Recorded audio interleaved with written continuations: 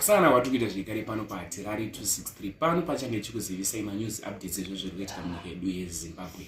Nyaya nezvamuzwa ranhasi inyaya inosiririsa, inyaya inorwadza zvikuru. Ndinokumbira kutenga tanyora mucomment section rest in peace kuna Obed Chisekwa uyo ane 44 years. Nyaya nezvamuzwa ranhasi inyaya yakaitika kuBulawayo. Mukomana uyo anonzi Denzel Chisekwa. Denzel Chisekwa mukomana ane 21 years. Zviri kunzi murume uyu akarova mukadzi wake. Mufiro wakaita Obed inyaya yekuti mukadzi wake akareceive call.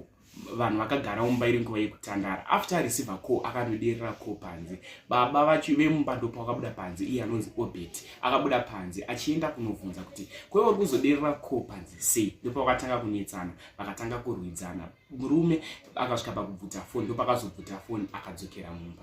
Mwana achiona zvese akabva aita hasha, akaudza baba kuti dzoserai foni kuna amai. Baba ndipo vakatanga kuramba, vakapushirwa vakanowira paTV stand. After wira paTV stand, mukomana uyu arikunzi iye akatora banga akabaya baba wake kuside rekuright kuruoko. After vabaya vakabva vapera simba, bva vadonha pasi, akabva atanga wabaya mudumbu. Ndokumbura mutauro zvamunofunga mucomment section pamusoro penyaya iyi. Denzel akapinda mujeri, asi apinda mujeri akapiwa bill rekubhadhara $100. Nyaya yake iri kutongwa musi wa15 May. Tokumbura kutaura zvamunofunga mucomment section. Nyaya macases ekuurayana awandisa munyika yedu yeZimbabwe. Uyu akauraya baba vake. Thank you for watching.